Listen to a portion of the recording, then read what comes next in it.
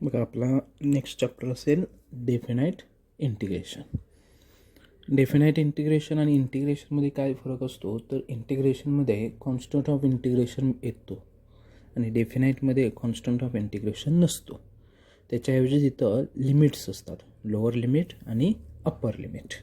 तसंच एक simple example पहिलं बघा दिलेलं आहे आपल्याला. ते लोअर लिमिट आणि अप्पर लिमिट कसं पुट करायचं ह्याच्यासाठी मी तुम्हाला एक्झाम्पल हे सिम्पल घेतलेलं आहे. ठीक आहे.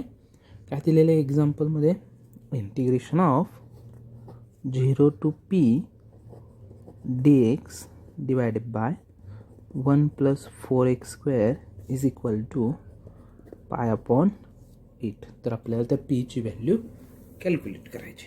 ठीक आहे. मग आता हे एक फॉर्म्युल्यामध्ये कन्वर्ट करू शकतो आपण, म्हणून इथून 1/4 कॉमन बाहेर घेऊया. 1/4 into integration 0 to p dx divided by, ह्यातून 4 बाहेर घेतला म्हणजे ब्रॅकेटमध्ये येणार 1/4 plus x square is equal to pi upon 8. लक्षात आलं. देअरफॉर 1/4 तसंच राहिला. Integration 0 to p dx divided by 1/2 square plus x square is equal to pi upon 8. म्हणजे इंटिग्रेशन ह्या फॉर्ममध्ये आलं आपलं. Integration 1 upon x square plus a square into d x is equal to, त्याचं आन्सर असतं 1 upon a into tan inverse of x upon a. ठीक आहे. मग तेच काय घेतलं, 1/4 तसंच राहिला. इथं ए म्हणजे 1/2 आहे, म्हणजे 1 divided by 1/2 into tan inverse of x म्हणजे एक्सच आहे डिवायडेड बाय 1/2. Bracket complete. आणि त्याची लिमिट अशी लिहायची 0 to p is equal to pi upon 8. ठीक आहे. देअरफॉर 1/4 आणि हा ब्रॅकेटमध्ये 1/2चा हा 2 वरती जाणार आणि टॅन इनवर्स ऑफ हा 2x तयार होणार आणि त्याचे लिमिट्स असणार 0 to p is equal to pi upon 8. लक्षात आलं. आता हा p इथं ठेवायचा, एक्सच्या आधी p ठेवायचा. ठीक आहे. Therefore 1/4 into bracket 2 tan inverse of 2p आणि नंतरनं 0 ठेवायचा minus 2 tan inverse of 0 bracket complete is equal to pi by 8. म्हणजे पहिल्यांदा अप्पर लिमिट एक्सच्या ठिकाणी ठेवायचं, नंतर लोअर लिमिट आणि दोघांचं सबस्ट्रॅक्शन करायचं. लक्षात आलं. ह्याला म्हणायचं डेफिनाईट इंटिग्रेशन. ह्याच्यात सी येत नाही.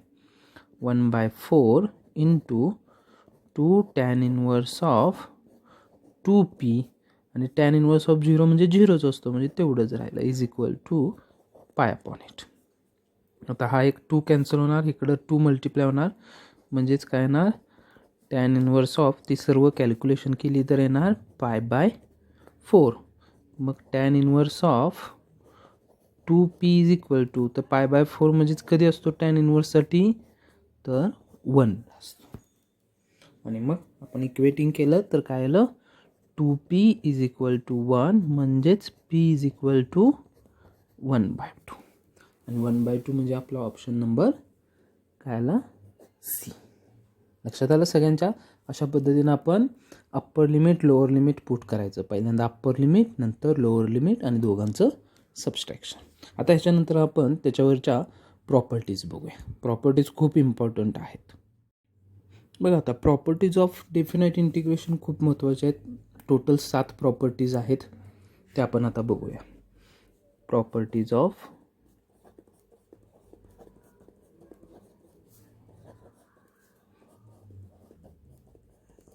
Definite integration.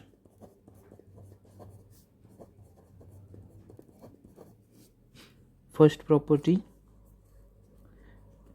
Integration a to b f of x into dx is equal to integration a to b f of t into dt. म्हणजे एक्सच्या ऐवजी आपण टीला रिप्लेस करू शकतो. एक्सच्या ऐवजी काय करू शकतो, टीला रिप्लेस करू शकतो पूर्णपणे. लक्षात आली first. Second property number 2, integration a to b f of x into dx is equal to minus integration b to a f of x into dx. दुसऱ्या प्रॉपर्टीवरून काय सांगता येईल की इंटिग्रेशनचे लिमिट्स आपण चेंज करू शकतो, पण चेंज केल्यानंतर त्याचं साईन काय होणार, निगेटिव्ह येणार. लक्षात आलं. दुसरी. तशीच आता third property number 3, integration a to b f of x into dx is equal to, त्याचं डिवाइड करू शकतो, a to c f of x into dx plus c to b f of x into dx. म्हणजे 2 ह्याच्यात limit divide करू शकतो, 3 ह्याच्यात, 4 ह्याच्यात, असं कितीही वेळा करू शकतो, पण त्याच्यासाठी ही कंडिशन असणार, a is less than c is less than b. त्यावेळेसच आपण तसं करू शकतो. लक्षात आली तिसरी property. Now property number 4, 4 number property, integration of a to b f of x into dx, sorry 0 to a घेऊया आपण. 0 to a f of x dx is equal to 0 to a f of a minus x into dx. बघा काय property, 0 to a, इकडं पण 0 to a तसाच ठेवायचा, आणि त्याच्यामध्ये ह्या एक्सच्या ऐवजी इथल्या लिमिटमधून एक्स सबस्ट्रॅक्ट करायचा. ही important property. Next property number 5.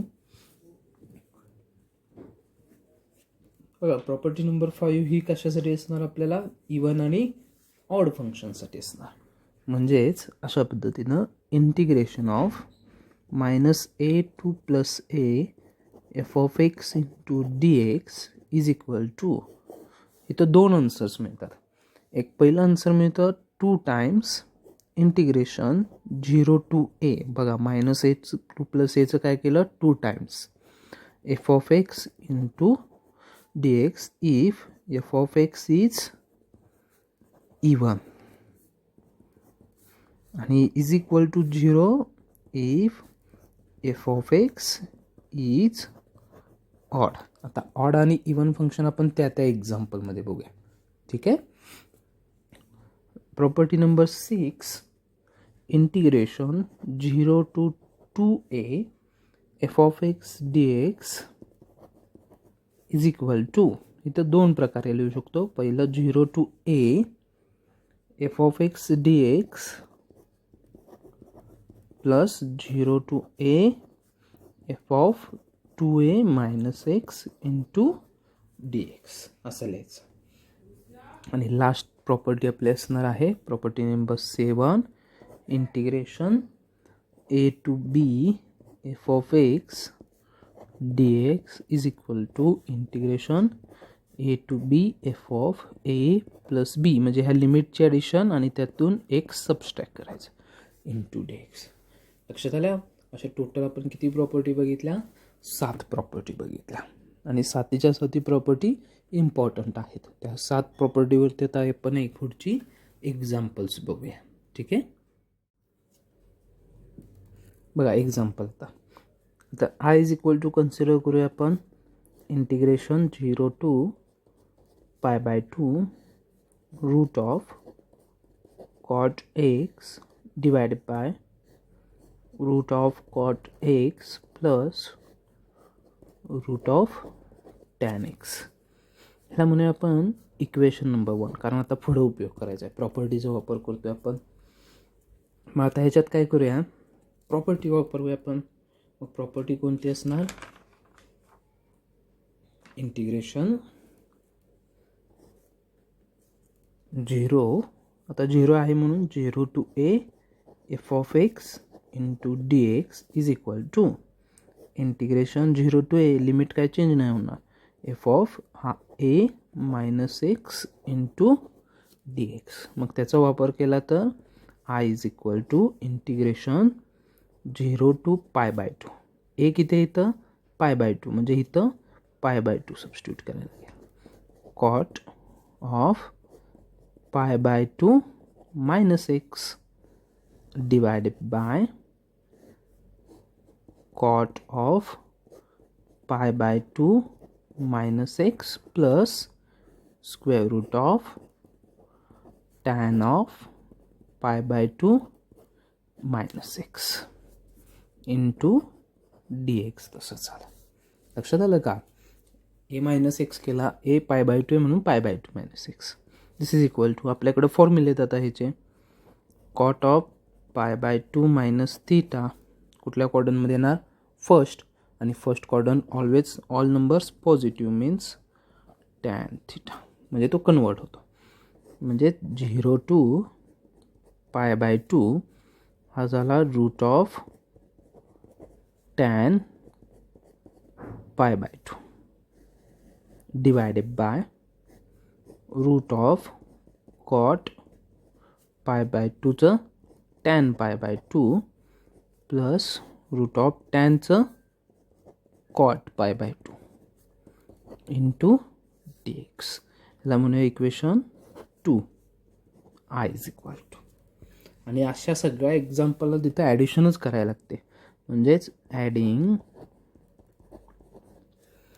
Equation 1 and 2 तर काय मिळेल आपल्याला? I plus I 2i.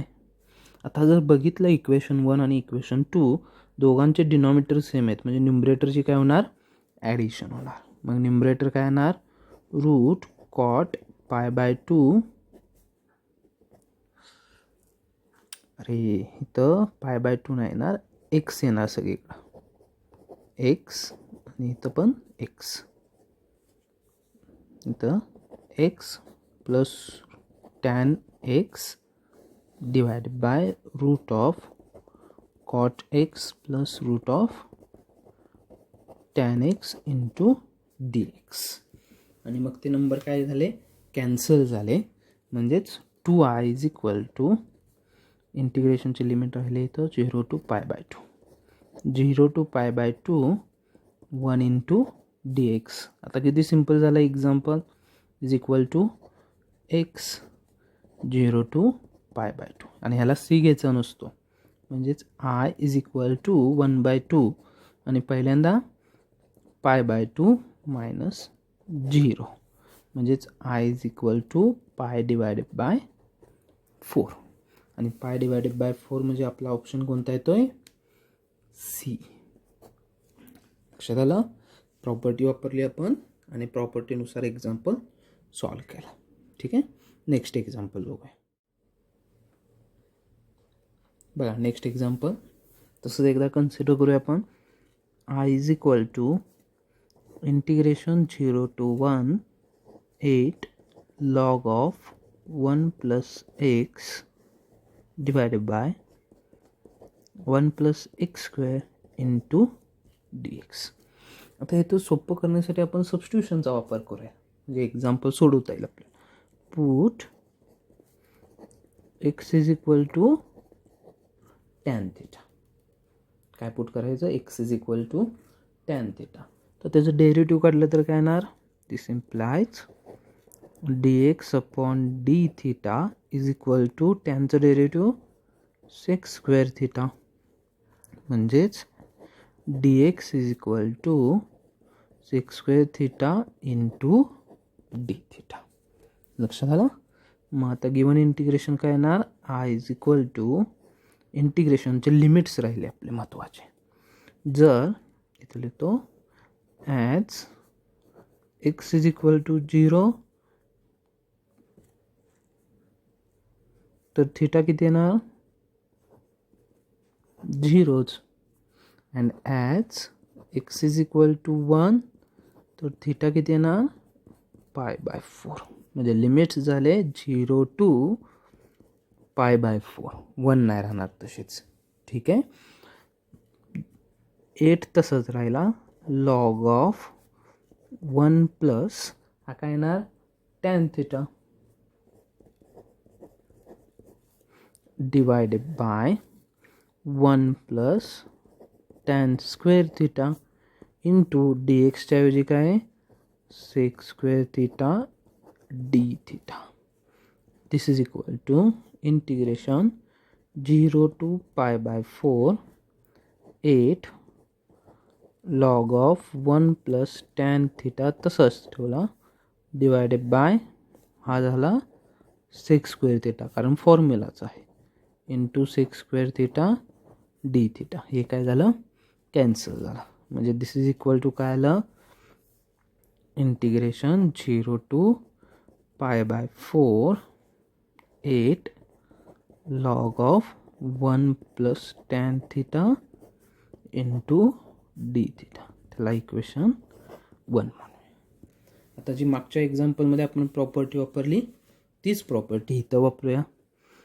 I is equal to integration 0 to pi by 4 8 log of 1 plus tan pi by 4 minus theta into d theta. आणि आता हे simplify करूया. This is equal to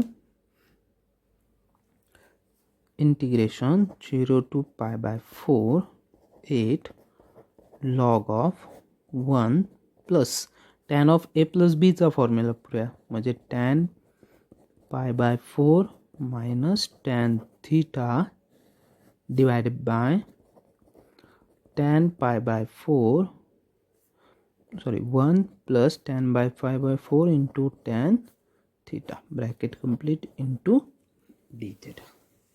tan pi by 4ची value माहिती आपल्याला ती किती आहे 1. मग ती तिथं सबस्टिट्यूट करूया आपण.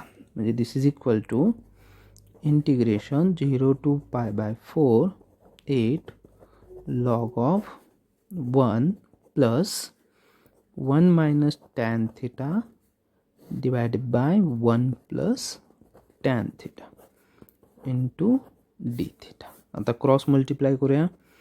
तर 0 to pi by 4 8 log of 1 plus tan theta plus 1 minus tan theta divided by हा क्रॉस इथं मल्टिप्लाय केला 1 plus tan theta into d theta.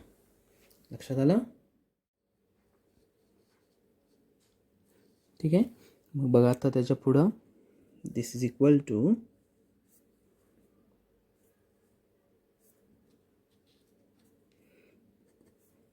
Integration 0 to pi by 4 काय येणार मग त्याच्यामधून 8 लॉग ऑफ 1 प्लस 1 तो झाला 2 divided by 1 plus tan theta into d theta. हे म्हणूया आपण इक्वेशन नंबर 2 आणि हा सुद्धा आयच असणार.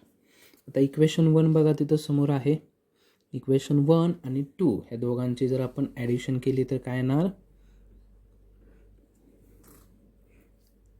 दोघांची ॲडिशन करूया आपण 2i इज इक्वल टू 8 दोघांना कॉमन मिळेल इंटिग्रेशन एकच होईल pi by 4 8 into bracket log of 1 plus tan theta plus log of 2 divided by 1 plus tan theta bracket complete into d theta. आणि आता आपण हे एक्झाम्पल सॉल्व करूया. ठीक आहे. दिस इज इक्वल टू 8 बाहेर घेतला इंटिग्रेशन 0 टू पाय बाय 4 आणि लॉगची प्रॉपर्टी वापरली. लॉग ए प्लस लॉग बी म्हणजे लॉग ए इंटू बी असतो. म्हणजे हा कॅन्सल होईल आणि राहणार फक्त log 2 into d theta. This is equal to a log 2 पण कॉन्स्टंट आहे आणि 1चं इंटिग्रेशन येणार x from the limits 0 to pi by 4. ठीक आहे. 0 टू पाय बाय 4 त्याच्यात मग सबस्टिट्यूट केला is equal to 8 log 2 into फक्त काय ना पाय बाय 4 आणि 0 पुट केला तर 0च राहणार. आणि आता सिम्प्लिफाय करूया. आय इज इक्वल टू हा 2 डिवाइड केला तर इथं 4 येणार, हा 4 कॅन्सल होणार, राहणार फक्त पाय लॉग 2. लक्षात आलं. आणि पाय लॉग 2 आपला ऑप्शन बघा आहे की नाही त्याच्यात, तर ऑप्शन नंबर ए. लक्षात आलं सगळ्यांच्या. थोडंसं मोठं एक्झाम्पल होतं पण महत्त्वाचं एक्झाम्पल आहे. ठीक आहे. तसंच पुढचं अजून एक महत्त्वाचं एक्झाम्पल बघूया आपण. बघा नेक्स्ट एक्झाम्पल काय आहे. The value of integration root log 2 to root log 3 x sine x square divided by sine x square plus sine of log 6 minus x square into d x is equal to असं विचारलेलं आहे आपल्याला. ठीक आहे. ते consider करूया. Let I is equal to integration root of log 2 to root of log 3 x sine x square divided by sine x square plus sine of log 6 minus x square into d x. ठीक आहे. आता हे सोपं करण्यासाठी आपण तिथं काय करायचं, सबस्टिट्यूशन वापरायचं. म्हणून मी पुट केलं x square is equal to t. मग एक्स स्क्वेअरचं डेरिव्हेटिव्ह काढलं, ते आलं 2x into d x is equal to d t. पण गिवन एक्झाम्पलमध्ये आपल्याकडं एक्स इंटू डी एक्स आहे म्हणून तो घेतला, तर त्याचा आन्सर आलं डी टी आणि हा डिवायडेड बाय 2 तयार झाला. ठीक आहे. आता लिमिटसुद्धा चेंज केले पाहिजेत म्हणून मी इकडं लिहिलेलं आहे as x is equal to root of log 2 आहे.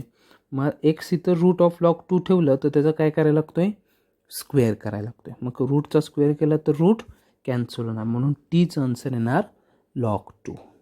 तसंच x is equal to root log 3 तर टी काय होणार log 3.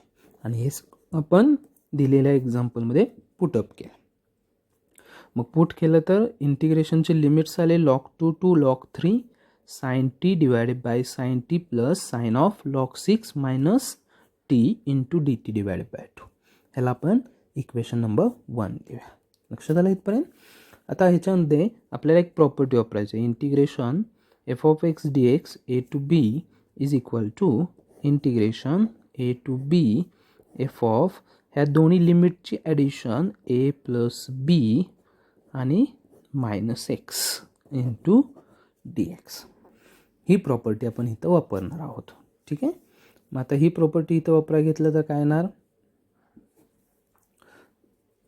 I is equal to integration log 2 to log 3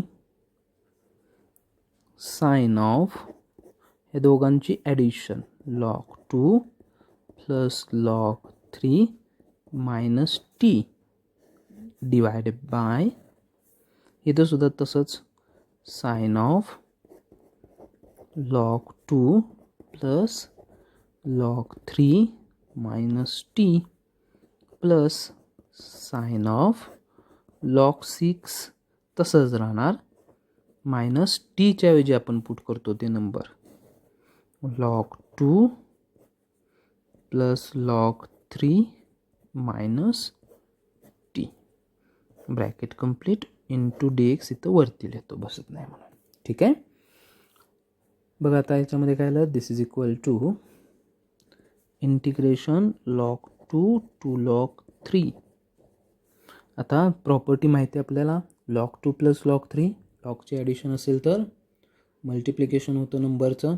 मग इथं मल्टिप्लिकेशन काय होणार 2 इंटू 3 6 म्हणजेच काय आलं sine of log 6 minus t divided by इथं सुद्धा तसंच होणार म्हणजेच sine of log 6 minus T.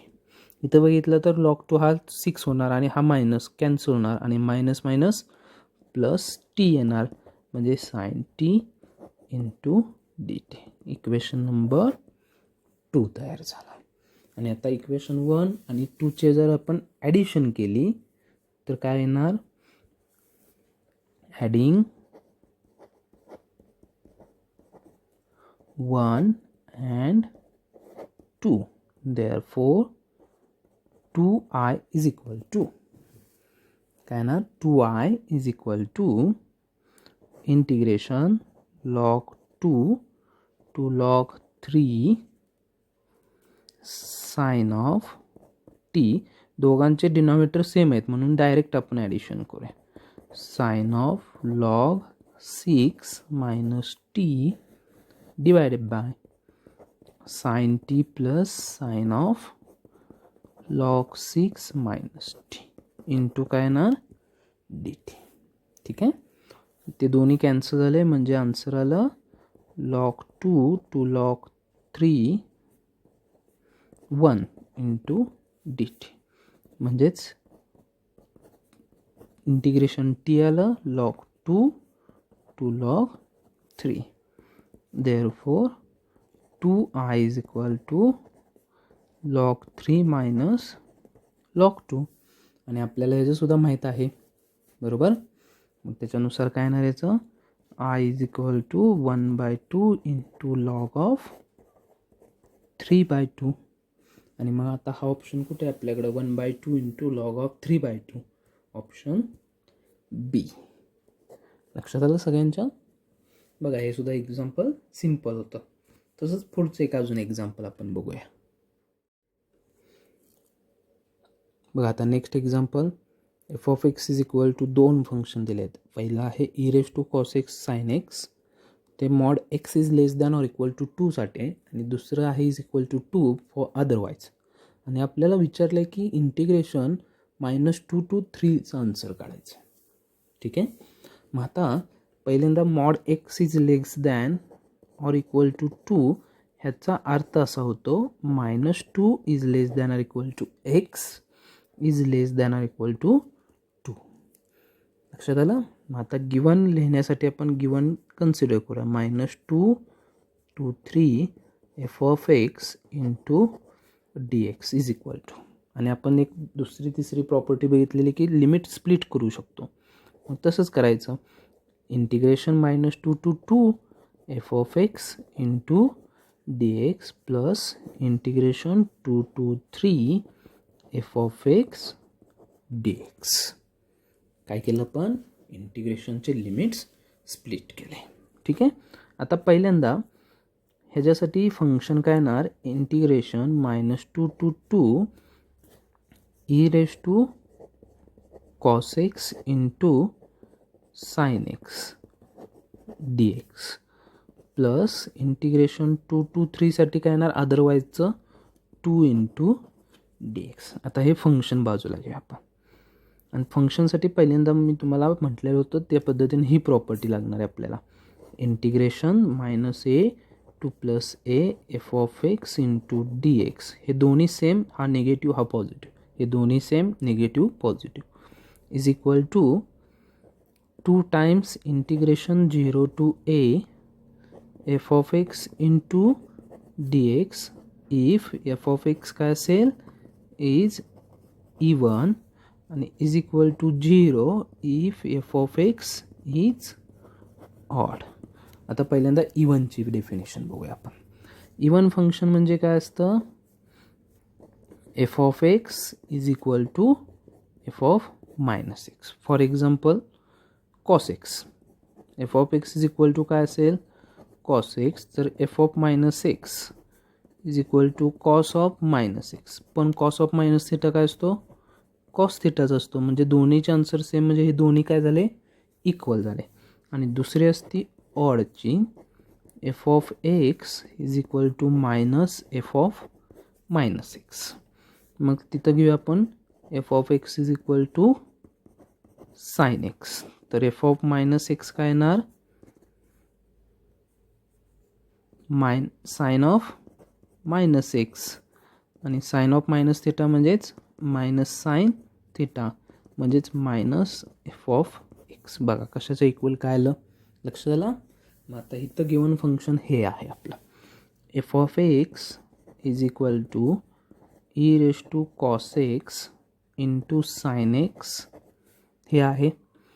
तिथं सुद्धा आपण मग फॉर्म्युला वापरला f of -x is equal to e raise to cos of -x into sine of -x is equal to sine of -x minus आणि कॉस ऑफ -x कॉसच into sine x. म्हणजेच काय आलं मायनस एफ ऑफ एक्स. आणि हे कशाची definition आली आपली ऑड फंक्शनची. लक्षात आलं. म्हणजे दिलेलं हे काय आहे ऑड फंक्शन, आणि ऑड फंक्शन असेल तर आन्सर किती येतं 0. म्हणून काय येणार integration -2 to 3 f of x into d x is equal to 0 plus आता 2चं integration 2x limits 2 to 3 is equal to पहिल्यांदा 3 पुट केला तर 3 × 2 6 आणि नंतर 2 पुट केला तर 2 × 2 4 6 - 4 2. म्हणजे आपला ऑप्शन काय येतोय मग 2. म्हणजे ऑप्शन सी. लक्षात आलं. बघा किती सिम्पल एक्झाम्पल. इव्हन आणि ऑडची प्रॉपर्टी वापरली जातात. म्हणजे आपण भरपूर एक्झाम्पल्स ही प्रॉपर्टीवरची बघितलेली आहेत.